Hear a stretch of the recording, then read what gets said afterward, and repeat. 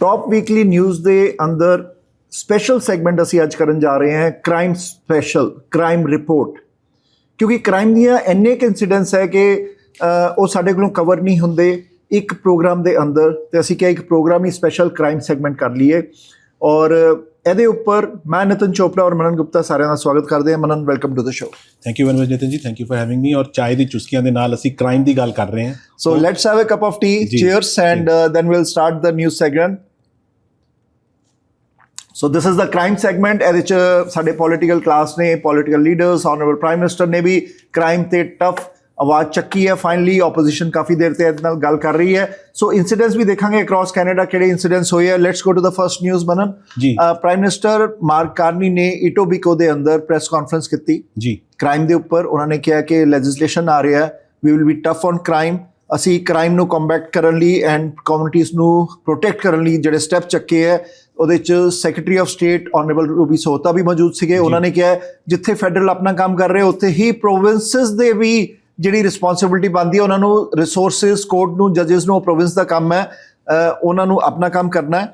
And strengthening criminal code ਦੀ ਗੱਲ ਕੀਤੀ ਗਈ, ਬੇਲ ਰਿਫਾਰਮ, ਰਿਪੀਟ ਅਫੈਂਡਰਸ ਨੂੰ ਜਿਹੜਾ ਬਿਹਾਈਂਡ ਦ ਬਾਰਸ ਰੱਖਣ ਦੀ ਗੱਲ ਕੀਤੀ ਗਈ ਹੈ ਔਰ RCMP ਆਫਿਸਰ 1000 ਹੋਰ ਹਾਇਰ ਕਰਨ ਦੀ ਗੱਲ ਕੀਤੀ ਗਈ ਹੈ। ਕਿੱਦਾਂ ਦੇਖਦੇ ਹੋ ਇਸ ਪ੍ਰੈਸ ਕਾਨਫਰੰਸ ਨੂੰ? ਦੇਖੋ, ਗੱਲਾਂ ਤਾਂ ਪਹਿਲਾਂ ਵੀ ਹੁੰਦੀਆਂ ਆਈਆਂ।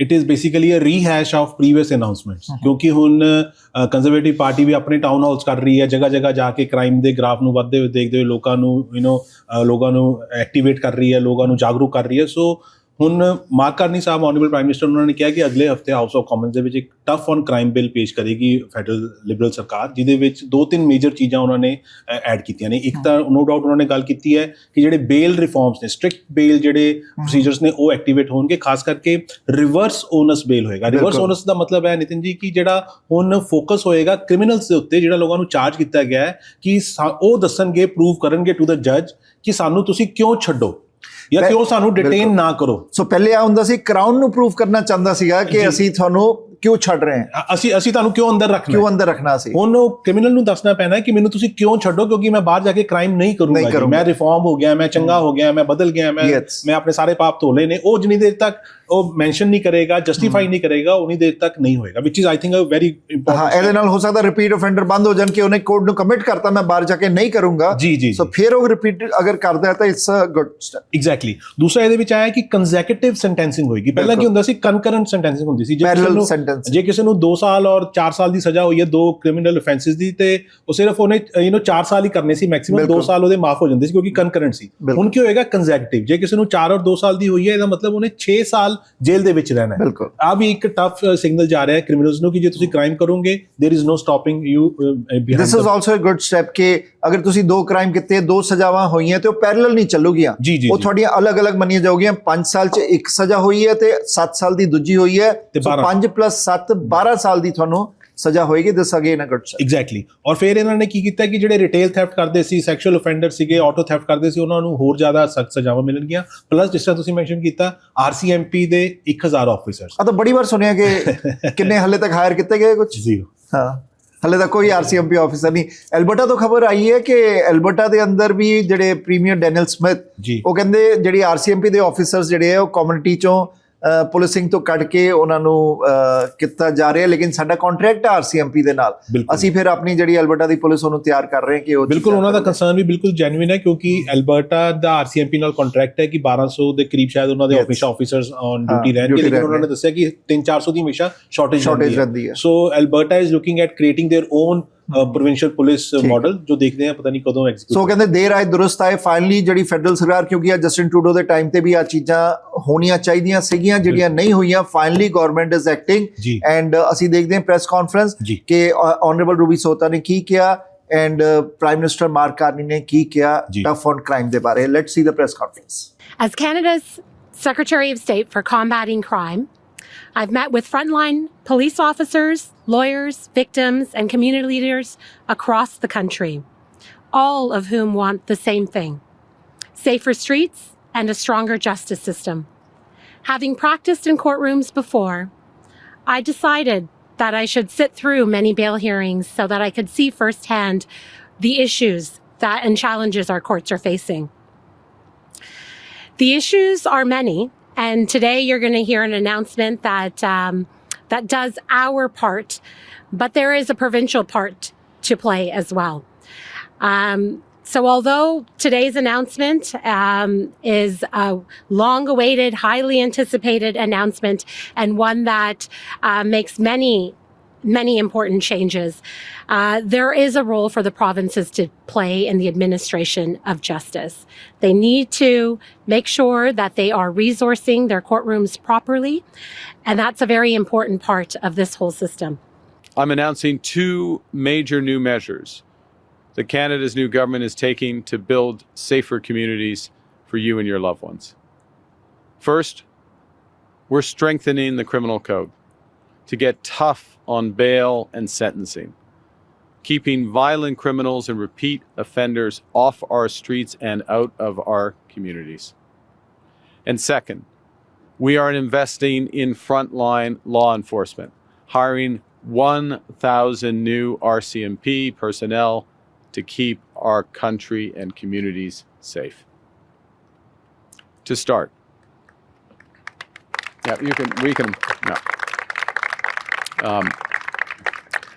to start, the Minister of Justice will be tabling legislation within the next week with strong reforms on bail and sentencing.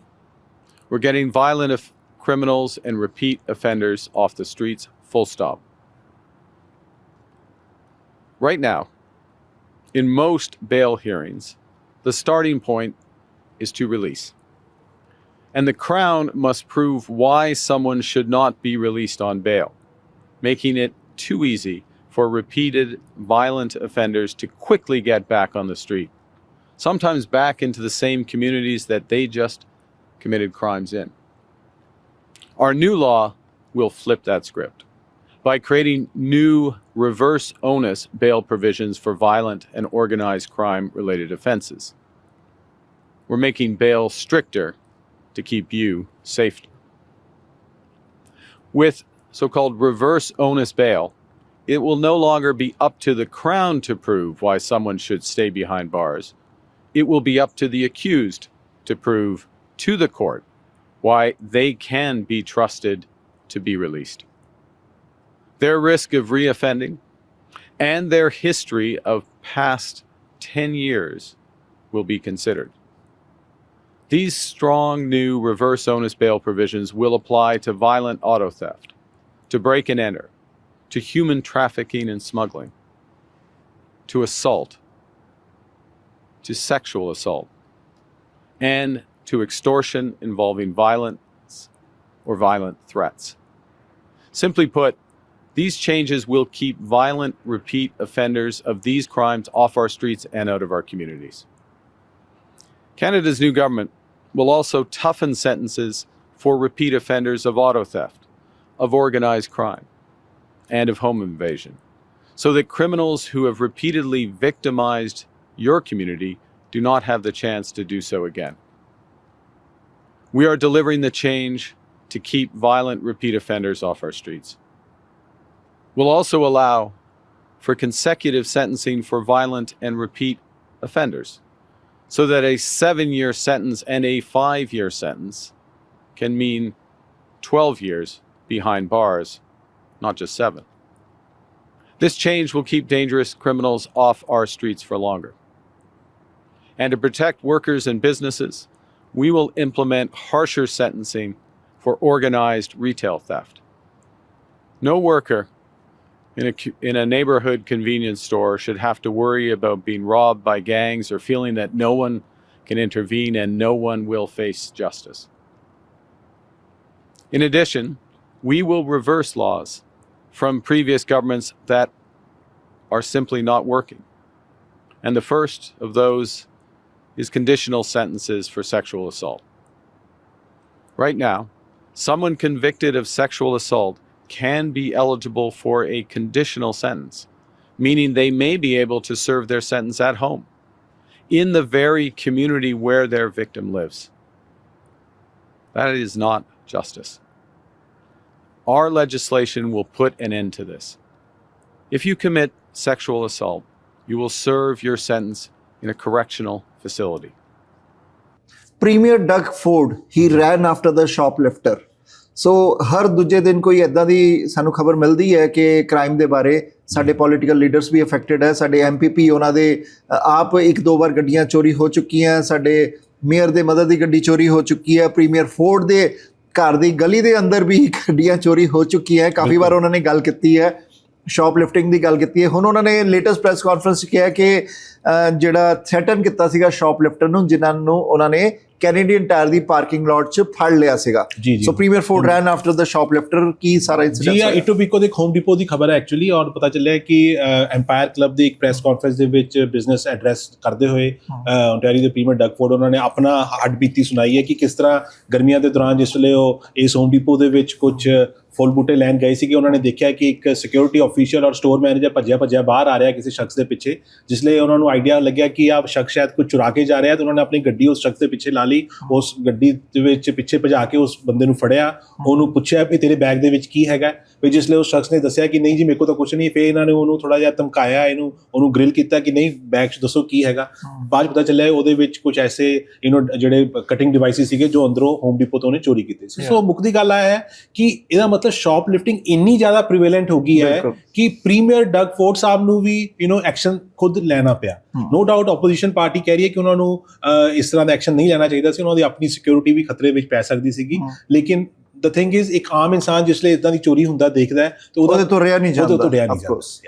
At 8 o'clock in the morning before they come, and it ticks them off.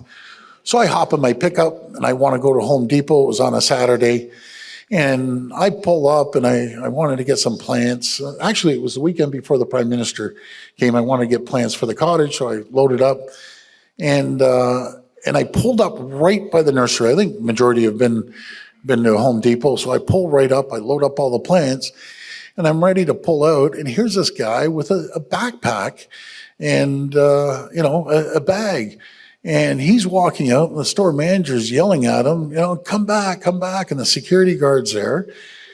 And I said, well, go get him. We aren't allowed to go get him. And so he went around the side of where all the plants and outside the parking lot. So I was in my car. I said, screw this. I'm going after this guy. So and by this time, my heart's beating. I'm ticked off. So I go racing behind. No one can see. And I pull up behind him and jump out of the car. I said, buddy, what's in your bag? Nothing's in my bag. I said, buddy, I'm going to kick your ass all over the parking lot. Show me what's in your bag. And I did. I couldn't help myself. And so I said, buddy, come over here. Nothing's in my bag. And so we start. Now, by this time, the store manager comes, and he's on fire. He's cursing and swearing. I guess I threw in a couple colorful language, too. And so he's emptying out his bag. And all of a sudden, so he said, nothing's here. I said, how about your other bag? It's because he dropped it and heard a cling. And so he went in there and he pulled out one of those saw blades that you open up. Yeah. And you use it as a saw blade. And the store manager said, that's what he stole. And then, we start saying da-da-da-da to the guy. And then I said, keep emptying out the bag. He pulls out some cutters, tin snips. And by this time, I'm in a pretty rage. I'm just in a full out rage on this guy. And I said, buddy, you stole those too? And he goes, I swear to God, I didn't steal them. He said, look at the rust on them. I looked at them, they were rusty. I said, okay, those are yours, but the rest? And then I went on to tell him if I ever see him in the parking lot, he's going to get a beating like he's never got before. But that's what you have to do. So. Well, that's where we are now. Yeah. That's unfortunately that's where we are. Brampton ਔਰ Mississauga ਤੋਂ ਕੁਝ hate motivated incidents ਹੋਏ ਸੀਗੇ, ਜਿਹੜੇ ਕਿ city of Mississauga ਦੇ ਅੰਦਰ Indian ਰੈਟਸ ਜਿਹੜਾ ਕਿ ਸਪਰੇ ਕੀਤਾ ਗਿਆ ਸੀਗਾ। ਇੱਦਾਂ ਹੀ ਚਿੰਗੂਜ਼ੀ ਪਾਰਕ ਬਰੈਂਪਟਨ ਦੇ ਅੰਦਰ ਇਨਸੀਡੈਂਟਸ ਹੋਇਆ hate motivated. Peel regional police ਨੇ ਹੇਟ ਕ੍ਰਾਈਮ ਦੇ ਉੱਪਰ ਇੱਕ ਸਪੈਸ਼ਲ ਯੂਨਿਟ ਵੀ ਬਣਾਈ ਹੈ। ਸੋ ਪੁਲਿਸ ਨੇ 2 ਜਣਿਆਂ ਨੂੰ ਅਰੈਸਟ ਕੀਤਾ ਹੈ ਹੇਟ ਮੋਟੀਵੇਟਡ ਇਨਸੀਡੈਂਟਸ ਤੇ। ਕੀ ਸੀ ਸਰ? ਬਿਲਕੁਲ ਜੀ, ਪੀਲ ਪੁਲਿਸ ਨੇ ਹੇਟ ਕ੍ਰਾਈਮ ਯੂਨਿਟ ਬਣਾਈ ਹੈ ਪਿਛਲੇ ਦਿਨਾਂ ਵਿੱਚ, ਕਿਉਂਕਿ ਅਨਫੋਰਚੂਨੇਟਲੀ ਹੇਟ ਨੂੰ ਲੈ ਕੇ ਬਹੁਤ ਸਾਰੇ ਇਨਸੀਡੈਂਟਸ ਦੇ ਵਿੱਚ ਵਾਧਾ ਹੋ ਰਿਹਾ ਹੈ। 22 ਸਪਟੈਂਬਰ ਨੂੰ 29 ਸਾਲਾ ਇੱਕ ਮਿਸਿਸਾਗਾ ਦੀ ਰਹਿਣ ਵਾਲੀ ਫਰੈਡਾ ਲੁਕਰ, ਉਹਨੂੰ ਚਾਰजेस ਲਗਾਏ ਨੇ ਪੀਲ ਪੁਲਿਸ ਨੇ, ਕਿਉਂਕਿ ਇਹਨਾਂ ਨੇ ਬਹੁਤ ਹੀ ਭੱਦੀ ਔਰ ਰੇਸਿਸਟ ਔਰ ਹੇਟਫੁਲ ਗ੍ਰੈਫਿਟੀ ਜਿਹੜੀ ਹੈ ਇੱਕ ਬੱਚਿਆਂ ਦੇ ਪਾਰਕ ਦੇ ਵਿੱਚ ਲਗਾਈ ਸੀਗੀ ਯੂਟਿਲਿਟੀ ਬਾਕਸ ਦੇ ਵਿੱਚ, ਜਿਸ ਨੂੰ ਤੁਸੀਂ ਦੱਸਿਆ ਕਿ ਇੰਡੀਅਨ ਰੈਟਸ ਲਿਖਿਆ ਗਿਆ ਸੀਗਾ। ਸੋ ਇੰਡੀਅਨ ਔਰ ਮੁਸਲਿਮ ਕਮਿਊਨਿਟੀ ਨੂੰ ਟਾਰਗੇਟ ਕੀਤਾ ਗਿਆ ਸੀਗਾ। ਔਰ ਦੂਸਰੇ ਪਾਸੇ ਅਕਤੂਬਰ 11 ਨੂੰ ਬ੍ਰੈਂਟਨ ਦੇ ਚਿੰਗੂਸੀ ਪਾਰਕ ਦੇ ਵਿੱਚ ਇੱਕ ਰੋਬਰਟ ਕੀਥ ਨਾਮ ਦੇ ਸ਼ਖਸ ਨੇ ਬਹੁਤ ਹੀ ਭੱਦੀ ਔਰ ਰੇਸ਼ਿਸਟ ਸਲਰਸ ਯੂਜ਼ ਕੀਤੇ ਆਮ ਇਨਸਾਨ ਦੇ ਉੱਤੇ ਅਨਐਕਸਪੈਕਟਡਲੀ, ਸੋ ਉਹਨੂੰ ਵੀ ਚਾਰਜ ਕੀਤਾ ਗਿਆ। ਸੋ ਅਗੇਨ ਇਸ ਤਰ੍ਹਾਂ ਦੀਆਂ ਰੇਸਿਸਟ ਐਕਟੀਵਿਟੀਜ਼ ਕਿਉਂ ਵੱਧ ਰਹੀਆਂ ਨੇ, ਕਿਉਂ ਸਮਾਜ ਦੇ ਵਿੱਚ ਕੋਹੀਜ਼ਨ ਦੀ ਜਗ੍ਹਾ ਡਿਵੀਜ਼ਨ ਹੋ ਰਹੀ ਹੈ, we all need to introspect. But it's good thing that Peel Regional Police has launched a hate motivated crime unit ਜਿਹੜਾ ਜੀ। ਉਹਨਾਂ ਨੇ ਕੀਤਾ ਹੈ ਜੀ, ਜੀ, ਔਰ ਉਹਦੇ ਤਹਿਤ ਅਰੈਸਟ ਕੀਤੇ ਗਏ ਹੈ ਤੇ ਬਾਕੀ ਲਾਅ ਐਨਫੋਰਸਮੈਂਟ ਨੇ ਵੀ ਆ ਸਟੈਪਸ ਚੱਕੇ ਹੈ। ਜੀ ਓਨਟਾਰੀਓ ਦੇ 19 ਸਾਲ ਡਰਾਈਵਰ ਜਿਹਦੇ ਕੋਲ G1 ਦਾ ਲਾਇਸੈਂਸ ਸੀਗਾ, ਜੀ। ਉਹਨਾਂ ਨੇ ਪੁਲਿਸ ਨੂੰ ਡੌਜ ਕਰਨ ਦੀ, ਸਿਸਟਮ ਨੂੰ ਡੌਜ ਕਰਨ ਦੀ ਕੋਸ਼ਿਸ਼ ਕੀਤੀ ਜਦ ਉਹ ਡਰਾਈਵ ਕਰਦੇ ਸੀਗੇ ਤੇ ਆਪਣੇ ਨਾਲ ਸਕੈਲੇਟਨ ਬਿਠਾ ਕੇ।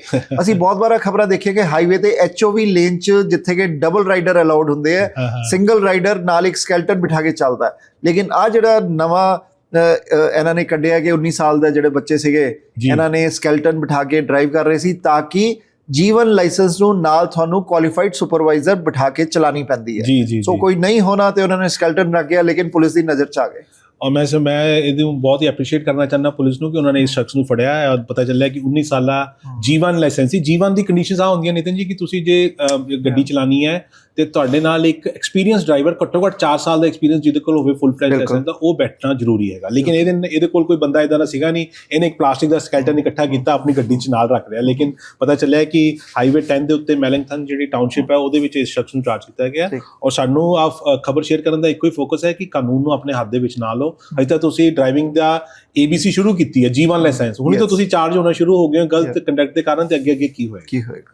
ਸਕੂਲ ਅਟੈਕ ਪਲਾਨ ਆ ਸੁਣ ਕੇ ਬੜਾ ਸ਼ੌਕ ਹੁੰਦਾ ਹੈ ਕਿ 13 ਸਾਲ ਦੇ ਬੱਚੇ ਨੇ ਸਕੂਲ ਤੇ ਅਟੈਕ ਕਰਨ ਦਾ ਪਲਾਨ ਕੀਤਾ ਸੀਗਾ। ਜੀ ਓਨਟਾਰੀਓ ਦੇ ਕਿਹੜੇ ਸ਼ਹਿਰ ਤੋਂ ਖਬਰ ਹੈ ਔਰ ਇਹਦੇ 'ਚ FBI ਵੀ ਇਨਵੋਲਡ ਹੈ? ਬਿਲਕੁਲ ਜੀ, FBI ਨੂੰ ਇਨਵੋਲਵ ਹੋਣਾ ਪਿਆ ਕਿਉਂਕਿ ਥੰਡਰ ਬੇ ਓਨਟਾਰੀਓ ਤੋਂ ਆ ਖਬਰ ਆ ਰਹੀ ਹੈ ਜਿੱਥੇ ਇੱਕ 13 ਸਾਲਾ ਜਿਹੜਾ ਬੱਚਾ ਸੀਗਾ ਸਕੂਲ ਦਾ, ਉਹਨੇ ਇੱਕ ਫੋਰਨ ਕੰਟਰੀ ਦੇ ਬੰਦੇ ਨਾਲ, ਸ਼ਖਸ ਨਾਲ ਮਿਲ ਕੇ ਪਲਾਨ ਕੀਤਾ violent attack on the school property. So FBI ਸਖਤੇ ਦੇ ਵਿੱਚ ਆਈ, ਇੰਟਰਪੋਲ ਸਖਤੇ ਵਿੱਚ ਆਈ, RCMP ਨੂੰ ਸ਼ਾਮਿਲ ਹੋਣਾ ਪਿਆ ਔਰ ਪਤਾ ਚੱਲਿਆ ਹੁਣ ਇਸ ਲੜਕੇ ਨੂੰ ਚਾਰਜ ਕੀਤਾ ਹੈ। ਸੋ ਅਗੇਨ ਯੰਗ ਟੀਨੇਜਰ, 13 ਸਾਲ ਦੀ ਉਮਰ ਕੀ ਹੁੰਦੀ ਹੈ? 13 ਸਾਲ ਦੀ ਇੱਕ ਬੜੀ ਬਰਨਿੰਗ ਏਜ ਹੁੰਦੀ ਹੈ ਜਿਵੇਂ ਤੁਸੀਂ ਫਿਊਚਰ ਨੂੰ ਸਿਕਿਉਰ ਕਰਨ ਦੀ ਕੋਸ਼ਿਸ਼ ਕਰ ਰਹੇ ਹੋ। ਉਸ ਟਾਈਮ ਕੁਝ ਪਤਾ ਹੀ ਨਹੀਂ ਹੁੰਦਾ ਕਿ ਕ੍ਰਾਈਮ ਕੀ ਹੈ। ਲੇਕਿਨ ਆ ਜਿਹੜਾ ਬੱਚਾ ਸੀਗਾ ਇਹਨੇ ਵਾਇਲੈਂਟ ਕ੍ਰਾਈਮ ਕਰਨ ਦੀ ਕੋਸ਼ਿਸ਼ ਕੀਤੀ ਜੋ ਕਿ ਪੁਲਿਸ ਦੀ ਨਿਗਾਹ 'ਚ ਆ ਕੇ ਉਹਨੂੰ ਕਾਬੂ ਕਰ ਲਿਆ ਗਿਆ। ਸੋ ਲੈਟਸ ਹੋਪ ਇਦਾਂ ਦੀ ਕਾਰਵਾਈ, ਇਦਾਂ ਦੀ ਇਲੀਗਲ ਐਕਟੀਵਿਟੀ, ਕ੍ਰਿਮੀਨਲ ਐਕਟੀਵਿਟੀ ਕਿਸੇ ਵੀ ਕੰਟਰੀ, ਕਿਸੇ ਵੀ ਕਮਿਊਨਿਟੀ ਔਰ ਸ਼ਹਿਰ ਦੇ ਵਿੱਚ ਨਾ ਹੋ। ਅਪਰ ਕੈਨੇਡਾ ਮਾਲ ਜਿਹੜਾ ਕਿ ਨਿਊ ਮਾਰਕੀਟ 'ਚ ਹੈ ਔਰ ਕਾਫੀ ਵਾਰ ਇਸ ਮਾਲ 'ਚ ਜਾਂ ਬਾਕੀ ਮਾਲਸ 'ਚ ਵੀ ਜੁਐਲਰੀ ਸਟੋਰ ਨੂੰ ਰੌਬ ਕੀਤਾ ਗਿਆ। ਆ ਜਿਹੜਾ ਇਨਸੀਡੈਂਸ ਹੋਇਆ ਹੁਣ ਜੁਐਲਰੀ ਰੌਬਰੀ, ਇਹਦੇ 'ਚ 4 ਜਣੇ ਜਿਹੜੇ ਹੈ ਉਹ ਰੌਬਰੀ ਕਰਕੇ ਭੱਜ ਰਹੇ ਸੀ। ਉਹਦੇ ਬਾਅਦ ਹਾਈਵੇ 404 ਤੇ ਕ੍ਰੈਸ਼ ਹੋ ਗਿਆ ਔਰ ਜਿਹੜੀ ਯਾਰਕ ਰੀਜਨਲ ਪੁਲਿਸ ਹੈ ਉਹਨਾਂ ਨੇ ਆ ਬੰਦਿਆਂ ਨੂੰ, ਕੁਝ ਭੱਜ ਗਏ, ਕੁਝ ਨੂੰ ਅਰੈਸਟ ਕੀਤਾ ਹੈ। $100,000 ਤੋਂ ਵੱਧ ਦੀ ਜੁਐਲਰੀ ਜਿਹੜੀ ਇਹਨਾਂ ਨੇ ਚੋਰੀ ਕੀਤੀ, ਬਟ ਉਹ ਅਟੈਂਪਟ ਅਨਸਕਸੈਸਫੁਲ ਰਹਿ ਗਿਆ ਜਦ ਉਹ ਫੜੇ ਗਏ।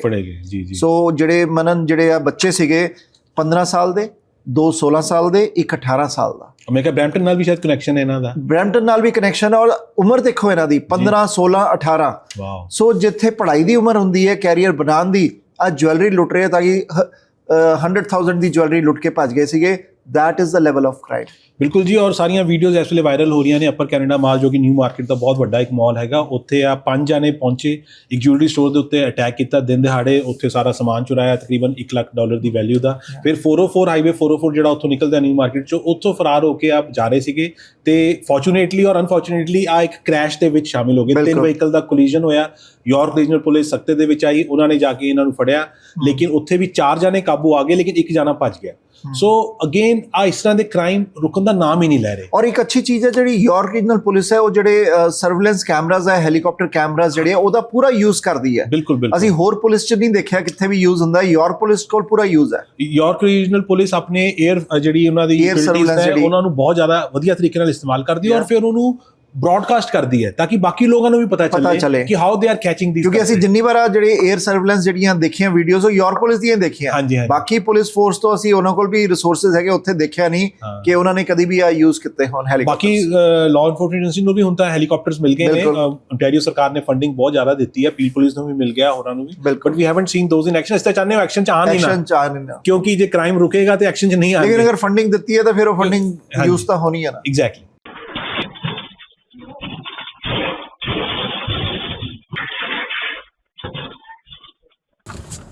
Cell phone 404. 404. Okay, he's gonna make a break for it, boys.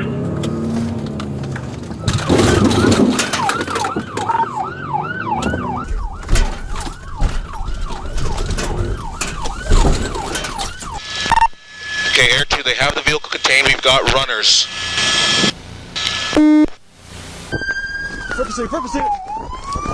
Two Bravo, we got the driver in custody. Taser deployed. There's one running. There's one running. There he is. Got him. Running eastbound on Song Meadow. One suspect at gunpoint. Who got him? Got the collision with minus CP.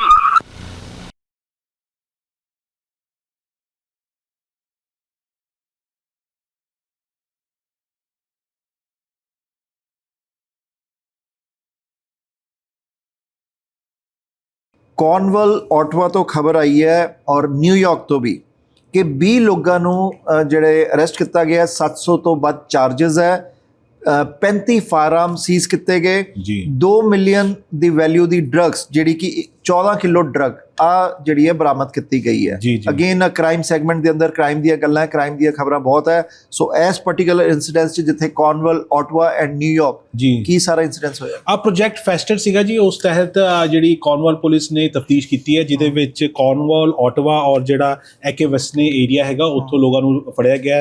$2 million the illegal drugs ਬਰਾਮਦ ਹੋਈ ਹੈ ਔਰ ਪਤਾ ਚੱਲਿਆ ਕਿ ਜਿਹੜਾ eastern Ontario ਦਾ corridor ਹੈ ਇੱਕ ਤਰ੍ਹਾਂ ਦਾ ਡਰੱਗ ਹੈਵਨ ਬਣਦਾ ਜਾ ਰਿਹਾ। ਬਹੁਤ ਜ਼ਿਆਦਾ ਉੱਥੇ ਇਲੀਗਲ ਡਰੱਗ ਟ੍ਰੈਫਿਕਿੰਗ ਹੁੰਦੀ ਹੈ, ਬਾਰਡਰ ਦੇ ਨਾਲ ਲੱਗਦਾ ਇਲਾਕਾ ਹੈ। ਸੋ ਇਸ ਲਈ ਬੜਾ ਜ਼ਰੂਰੀ ਹੈ ਕਿ ਚਾਹੇ ਉਹ ਕੌਰਨਵਾਲ ਪੁਲਿਸ ਹੈ, ਟੋਰਾਂਟੋ ਪੁਲਿਸ ਹੈ, ਜਿਹੜੀਆਂ ਵੀ ਲਾਅ ਐਨਫੋਰਸਮੈਂਟ ਏਜੰਸੀਜ਼ ਨੇ ਉਹ ਜ਼ਰੂਰ ਕੋਆਰਡੀਨੇਸ਼ਨ ਨਾਲ ਕੰਮ ਕਰਨ ਤਾਂ ਕਿ ਇਸ ਤਰ੍ਹਾਂ ਦੇ ਜਿਹੜੇ ਕ੍ਰਿਮੀਨਲ ਗੈਂਗਸ ਨੇ ਉਹਨਾਂ ਤੇ ਰੋਕਥਾਮ ਲਗਾਈ ਜਾ ਸਕੇ ਔਰ ਇਲੀਗਲ ਟ੍ਰੈਫਿਕਿੰਗ, ਚਾਹੇ ਹਿਊਮਨ ਟ੍ਰੈਫਿਕਿੰਗ ਹੈ, ਚਾਹੇ ਉਹ ਡਰੱਗ ਟ੍ਰੈਫਿਕਿੰਗ ਹੈ, ਉਹਨੂੰ ਅਸੀਂ ਰੋਕ ਸਕੀਏ। ਠੀਕ।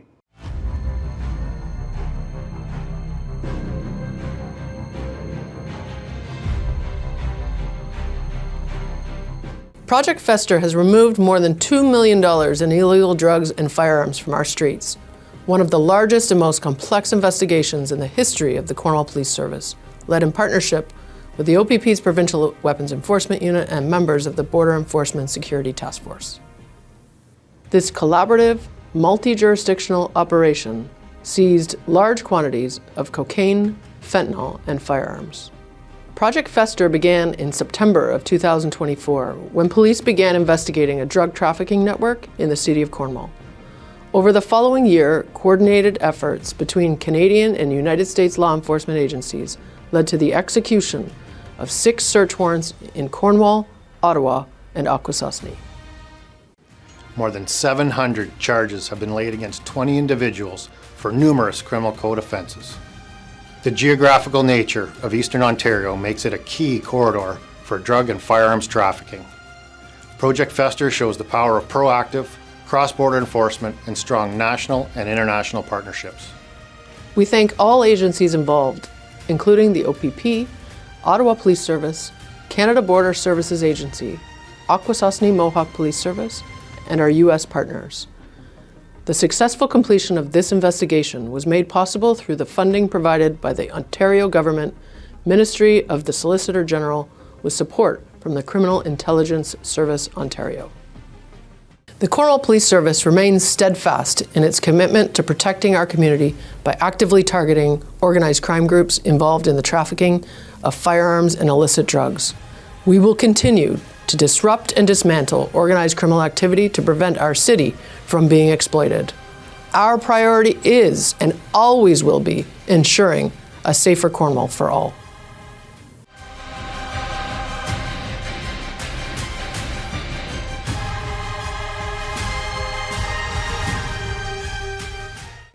ਅਗੇਨ ਕ੍ਰਾਈਮ ਸੈਗਮੈਂਟ ਦੇ ਅੰਦਰ ਹੁਣ ਅਸੀਂ 에ਅਰਪੋਰਟ ਵੀ ਨਹੀਂ ਬਖਸ਼ੇ।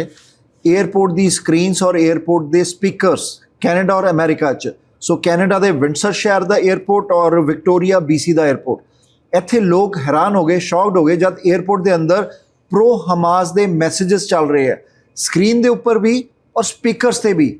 ਲੋਕਾਂ ਨੂੰ ਪਤਾ ਨਹੀਂ ਚੱਲ ਰਿਹਾ ਸੀ ਆ ਹੋ ਕੀ ਰਿਹਾ। So several airports in Canada targeting and hacking incidents which is displayed pro-Hamas messages. Shocking. ਬਿਲਕੁਲ ਜੀ, ਬਹੁਤ ਸ਼ੌਕਿੰਗ ਹੈ and it's N I opener ਕਿ ਸਾਡੇ ਜੇ 에ਅਰਪੋਰਟ ਦੀ ਸਿਕਿਉਰਿਟੀ ਇੰਨੀ ਲੈਕਸ ਹੋ ਸਕਦੀ ਹੈ, ਇੰਨੀ ਈਜ਼ੀ ਹੋ ਸਕਦੀ ਹੈ ਟੂ ਇਨਫਿਲਟਰੇਟ, ਤੇ ਬਾਕੀ ਜਗ੍ਹਾ ਕਿੱਥੇ ਜਾਣਗੀਆਂ। ਸੋ ਕਿਲੋਨਾ, ਵਿਕਟੋਰੀਆ, ਵਿੰਡਸਰ ਔਰ ਇੱਕ ਅਮਰੀਕਨ 에ਅਰਪੋਰਟ ਦੇ ਉੱਤੇ ਪ੍ਰੋ ਹਮਾਸ ਮੈਸੇਜ ਸੀਗੇ ਔਰ ਉਹਨਾਂ ਨੇ ਪਬਲਿਕ ਐਡਰੈਸ ਸਿਸਟਮ ਨੂੰ ਇੱਕ ਤਰ੍ਹਾਂ ਦਾ ਹਾਈਜੈਕ ਕਰ ਲਿਆ ਔਰ ਬੜੀ ਭੱਦੀ ਸ਼ਬਦਾਵਲੀ ਉੱਥੇ ਇਸਤੇਮਾਲ ਕੀਤੀ ਗਈ ਡੋਨਲਡ ਟਰੰਪ US ਪ੍ਰੈਜ਼ੀਡੈਂਟ ਦੇ ਅਗੇਂਸਟ ਔਰ ਪ੍ਰੋ ਹਮਾਸ ਮੈਸੇਜਿੰਗ ਉੱਥੇ ਬ੍ਰੌਡਕਾਸਟ ਕੀਤੀ। So definitely it's an wake up call for eye opener call for law enforcement across Canada, across America ਕਿ ਅਗਰ ਆ ਚੀਜ਼ਾਂ ਹੈਕ ਹੋ ਸਕਦੀਆਂ ਪਬਲਿਕ ਸਪੇਸਿਸ ਦੇ ਅੰਦਰ ਜੀ ਤੇ ਕੁਝ ਵੀ ਹੋ ਸਕਦਾ। ਬਿਲਕੁਲ ਜੀ, ਦੇਖੋ 에ਅਰਪੋਰਟ ਵਰਗਾ ਜਿੱਥੇ ਹਾਈਲੀ ਸਿਕਿਉਰਡ ਜ਼ੋਨ ਹੁੰਦਾ ਹੈ, ਤੁਸੀਂ ਜੇ ਕੱਲ ਨੂੰ ਇਸ ਤਰ੍ਹਾਂ ਦਾ ਰੱਬ ਨਾ ਕਰੇ ਕੋਈ 에ਅਰਪਲੇਨ ਦੇ ਵਿੱਚ ਮਿਸ ਐਡਵੈਂਚਰ ਹੋ ਜਵੇ ਤੇ ਉਹ ਫਿਰ ਲੈਣੇ ਦੇ ਦੇਣੇ ਪੈਸੇ। 에ਅਰਪੋਰਟ ਦਾ ਸਿਸਟਮ ਹੈਕ ਹੋ ਜਾਏ, 에ਅਰਪੋਰਟ ਸੇ related there. Exactly, so definitely we hope ਕਿ ਜਿਹੜੇ ਕਲਪ੍ਰਿਟਸ ਨੇ ਜਲਦੀ ਤੋਂ ਜਲਦੀ ਫੜੇ ਜਾਣ and they should be behind the bars for a long time. Manan, ਸਾਡੀ ਕਮਿਊਨਿਟੀ ਨੇ, ਪੰਜਾਬੀ ਕਮਿਊਨਿਟੀ ਨੇ, ਇੰਡੀਅਨ ਕਮਿਊਨਿਟੀ ਨੇ ਅਕ੍ਰੋਸ ਦਾ ਗਲੋਬ ਬਹੁਤ ਮੱਲਾਂ ਮਾਰੀਆਂ, ਲੇਕਿਨ ਪਿਛਲੇ ਕੁਝ ਸਾਲਾਂ 'ਚੋਂ ਅਸੀਂ ਦੇਖਿਆ ਕਿ ਅਸੀਂ ਨਾਮ ਵੀ ਬਹੁਤ ਬਦਨਾਮ ਕੀਤਾ ਹੈ। ਹੇਟ ਮੋਟੀਵੇਟਿਡ ਇਨਸੀਡੈਂਟਸ ਹੋ ਰਹੇ, ਕੋਈ ਕਾਰਨ ਹੈ। ਅਗਰ ਇਮੀਗ੍ਰੈਂਟਸ ਦੇ ਅਗੇਂਸਟ ਰੈਲੀਜ਼ ਨਿਕਲਦੀਆਂ, ਕੋਈ ਕਾਰਨ ਹੈ। ਹੁਣ ਜਿਹੜਾ ਰੀਸੈਂਟ ਇਨਸੀਡੈਂਟਸ ਹੋਇਆ ਜਿਹਦੇ 'ਚ ਪੀਲ ਰੀਜਨਲ ਪੁਲਿਸ ਨੇ 8 ਜਣਿਆਂ ਨੂੰ ਅਰੈਸਟ ਕੀਤਾ ਜੀ, ਔਰ ਅਗਰ ਉਹ ਨਾਮ ਦੇਖੋਗੇ ਸਕਰੀਨ ਤੇ ਅਸੀਂ ਡਿਸਪਲੇ ਕਰਦੇ ਹਾਂ ਸਾਰੇ ਹੀ ਆਪਣੇ ਪ੍ਰੋਜੈਕਟ ਅਨਡਿਲੀਵਰੇਬਲ। ਅਸੀਂ ਸੁਣਦੇ ਆਏ ਕਿ ਮੇਲ ਥੈਫਟ ਹੁੰਦੀ ਹੈ। ਕੈਲੇਡਨ ਮੰਗਰ ਦਾ ਸ਼ਹਿਰ ਜਿਹਦੇ 'ਚ ਮੇਲ ਬਾਕਸ ਬਾਹਰ ਹੈ ਔਰ ਘਰ ਦੇ ਅੰਦਰ ਨਹੀਂ ਹੈ, ਬਾਹਰ ਹੈਗੇ ਹੈ। ਔਰ ਉੱਦਾਂ ਦੇ ਸ਼ਹਿਰ 'ਚ ਬਰੈਂਪਟਨ, ਮਿਸਿਸਾਗਾ 'ਚ ਜਿਹੜੀ ਮੇਲ ਦੀ ਚੋਰੀ ਹੁੰਦੀ ਰਹੀ, ਤੁਹਾਡੀਆਂ ਜਿਹੜੇ ਚੈੱਕ ਚੋਰੀ ਹੁੰਦੇ ਰਹੇ, ਉਹਦੇ ਬਾਅਦ ਤੁਹਾਡੀ ID ਥੈਫਟ ਹੁੰਦੀ ਰਹੀ। ਸੋ 8 ਜਣੇ ਜਿਹੜੇ ਪੰਜਾਬੀ ਅਰੈਸਟ ਕੀਤੇ ਗਏ ਹੈ। ਇੱਥੇ ਰਿਪੋਰਟ ਆਈ ਹੈ ਕਿ $275 ਦੇ ਅੰਦਰ ਤੁਸੀਂ ਕੈਨੇਡਾ ਵਾਈਡ ਆਪਣਾ ਹੈਲਥ ਕਾਰਡ ਬਣਾ ਲਓ, PR ਕਾਰਡ ਬਣਾ ਲਓ, ਸਿਟੀਜ਼ਨਸ਼ਿਪ ਕਾਰਡ ਬਣਾ ਲਓ, SIN ਕਾਰਡ ਬਣਾ ਲਓ, ਜਾਲੀ ਫੇਕ, ਐਂਡ ਜਿਹੜੇ ਪਲਾਸਟਿਕ ਦੇ ਕਾਰਡ ਹੈ ਉਹ ਫੇਕ। ਸਵਾਲ ਹੈ, ਪੁਲਿਸ ਨੇ 8 ਜਣੇ ਅਰੈਸਟ ਤਾਂ ਕਰ ਲਏ, ਲੇਕਿਨ ਹਜ਼ਾਰਾਂ ਲੋਕਾਂ ਦੇ ਆ ਫੇਕ ਜਿਹੜੀਆਂ IDs ਬਣਾਈਆਂ, ਚਾਹੇ ਤੁਸੀਂ ਰੈਂਟ ਲੈਣਾ ਫੇਕ ID, ਚਾਹੇ ਤੁਸੀਂ ਬੈਂਕ 'ਚ ਜਾਣਾ ਫੇਕ ID, ਡਰਾਈਵਿੰਗ ਕਰਨੀ ਹੈ ਫੇਕ ID, ਇੰਸ਼ੋਰੈਂਸ ਦੀ ਲਾਇਸੈਂਸ ਪਲੇਟ ਫੇਕ, ਇੰਸ਼ੋਰੈਂਸ ਦੇ ਕਾਗਜ਼ ਫੇਕ, ਉਹ ਸਿਸਟਮ 'ਚ ਤਾਂ ਘੁੰਮ ਰਹੇ ਆ। ਇਨਵੈਸਟੀਗੇਸ਼ਨ ਕਿੱਥੇ ਤੱਕ ਚੱਲੂਗੀ ਕਿ ਜਿਹੜੇ 8 ਜਣਿਆਂ ਨੇ ਬਣਾਏ ਆ, ਕਿੰਨੇ ਕਿ ਉਹ ਮਾਫੀਆ ਵੱਡਾ ਹੈ ਔਰ ਉਹਨਾਂ ਨੂੰ ਸਿਸਟਮ ਕਦ ਪਕੜੇਗਾ? ਕੀ ਨਾਮ ਹੈ ਜਿਨ੍ਹਾਂ ਨੂੰ ਅਰੈਸਟ ਕੀਤਾ ਗਿਆ? ਬਿਲਕੁਲ ਜੀ, ਪ੍ਰੋਜੈਕਟ ਅਨਡਿਲੀਵਰੇਬਲ ਦੇ ਤਹਿਤ 8 ਲੋਕਾਂ ਦੇ ਉੱਤੇ ਤਕਰੀਬਨ 300 ਚਾਰजेस ਨੇ। ਇਹਨਾਂ ਦੇ ਘਰਾਂ ਦੇ ਵਿੱਚ ਜਿਹੜੇ ਛਾਪਾ ਮਾਰਿਆ ਪੀਲ ਪੁਲਿਸ ਔਰ ਹਾਲਟਨ ਪੁਲਿਸ ਨੇ ਮਿਲ ਕੇ, ਤੇ ਤਕਰੀਬਨ 400 ਇਹਨਾਂ ਦੇ ਕੋਲ ਪੈਕੇजेस ਮਿਲੇ, ਜਿਨ੍ਹਾਂ ਵਿੱਚ 250 ਦੇ ਕਰੀਬ ਚੈੱਕ ਸੀਗੇ, ਕ੍ਰੈਡਿਟ ਕਾਰਡ ਸੀਗੇ ਔਰ ਤੁਹਾਡੇ ਪਰਸਨਲ ID ਸੀਗੇ। ਸੋ 8 ਜਾਣੇ ਜਿਨ੍ਹਾਂ ਨੂੰ ਚਾਰਜ ਕੀਤਾ ਗਿਆ ਔਰ ਜਿਨ੍ਹਾਂ ਦੇ ਨਾਮ ਹੈਗੇ ਨੇ ਸੁਮਨਪ੍ਰੀਤ ਸਿੰਘ, ਹਰਮਨ ਸਿੰਘ, ਮਨਰੂਪ ਸਿੰਘ, ਰਾਜਬੀਰ ਸਿੰਘ, ਭਿੰਦਰਜੀਤ ਸਿੰਘ, ਜਸ਼ਨਪ੍ਰੀਤ ਸਿੰਘ, ਗੁਰਦੀਪ ਚੱਠਾ ਔਰ ਫਾਈਨਲੀ ਜਸ਼ਨਦੀਪ ਜਟਾਣਾ। ਸੋ 8 ਜਾਣੇ ਅੱਜ ਫਿਲਹਾਲ ਚਾਰਜ ਹੋਏ ਨੇ। ਪੀਲ ਪੁਲਿਸ ਹਜੇ ਹੋਰ ਇਨਵੈਸਟੀਗੇਸ਼ਨ ਕਰ ਰਹੀ ਹੈ ਕਿ ਕਿੱਥੇ ਕਿੱਥੇ ਇਹਨਾਂ ਦੀਆਂ ਤਾਰਾਂ ਜੁੜੀਆਂ ਹੋਈਆਂ ਨੇ, ਕਿਹੜੇ ਕਿਹੜੇ ਇਹਨਾਂ ਨੇ ਕ੍ਰਾਈਮ ਕੀਤੇ ਇਹਨਾਂ ਚੈਕਸ ਨੂੰ ਕੈਸ਼ ਕਰਾਉਣ ਤੋਂ ਬਾਅਦ। ਔਰ ਪਤਾ ਵੀ ਚੱਲਿਆ ਕਿ ਹੋ ਸਕਦਾ CBSA ਇਹਨਾਂ ਉੱਤੇ ਸਖਤ ਤੋਂ ਸਖਤ ਕਾਰਵਾਈ ਕਰੇ। ਔਰ ਟੈਂਪਰੇਰੀ ਫੋਰਨ ਵਰਕਰ ਵੀ ਸੀਗੇ ਇਹਨਾਂ ਚੋਂ ਕਾਫੀ। ਜੀ, ਇਸ ਕਾਰਨ ਹੋ ਸਕਦਾ ਬਹੁਤ ਸਾਰੇ ਇਹਨਾਂ ਚੋਂ ਡੀਪੋਰਟ ਵੀ ਕੀਤੇ ਜਾਣ, ਲੇਕਿਨ ਡੈਪੋਟੇਸ਼ਨ ਨਾਰਮਲੀ ਕੈਨੇਡਾ ਵਿੱਚ ਬਹੁਤ ਰੇਅਰ ਹੁੰਦੀ ਹੈ। ਜੇ ਹੁੰਦੀ ਵੀ ਹੈ ਤੇ ਆਮ ਲੋਕਾਂ ਨੂੰ ਪਤਾ ਵੀ ਨਹੀਂ ਚੱਲਦਾ, ਕਿਉਂਕਿ ਬਟ ਜਿਨ੍ਹਾਂ ਦਾ ਆਈ ਤਾਂ ਪਾਰਲੀਮੈਂਟ 'ਚ ਵੀ ਗੱਲ ਚੱਲਦੀ ਰਹੀ ਹੈ ਕਿ ਜਿਹੜੇ ਕ੍ਰਾਈਮ ਤੇ ਸਜ਼ਾ ਦਿੱਤੀ ਜਾਂਦੀ ਹੈ, ਤੁਸੀਂ ਵੀ ਦੱਸਦੇ ਸੀਗੇ, ਕ੍ਰਾਈਮ ਤੇ ਜਿਹੜੀ ਸਜ਼ਾ ਦਿੱਤੀ ਜਾਂਦੀ ਹੈ ਉਹ ਸਟੇਟਸ ਦੇਖ ਕੇ ਦਿੱਤੀ ਜਾਂਦੀ ਹੈ। ਅਗਰ ਤੁਹਾਡਾ ਸਟੇਟਸ ਟੈਂਪਰੇਰੀ ਫੋਰਨ ਵਰਕਰ ਦਾ ਹੈ, ਤੁਹਾਨੂੰ ਘੱਟ ਸਜ਼ਾ ਮਿਲੂਗੀ, ਸਿਟੀਜ਼ਨ ਹੋ ਤਾਂ ਜ਼ਿਆਦਾ ਸਜ਼ਾ ਮਿਲੂਗੀ। ਸੋ ਸਿਟੀਜ਼ਨ ਹੋਣਾ ਪਾਪ ਹੋ ਗਿਆ। ਲੱਗਦਾ ਤਾਂ ਇਦਾਂ ਹੀ ਹੈ। ਤੇ $400,000 ਤੋਂ ਵੱਧ ਦੀ ਜਿਹੜੀ ਹੈ ਚੋਰੀ ਸੀਗੀ ਆ, ਜਿਹਦੇ 'ਚ ਇਹਨਾਂ ਨੇ ਮੇਲ ਸਟੋਲ ਕੀਤੀ ਹੈ। $400,000 plus male stolen, 8 people arrested, charged by Peel Regional Police। ਨਾਮ ਤੁਸੀਂ ਦੱਸੇ ਹੈ, project was project undeliverable।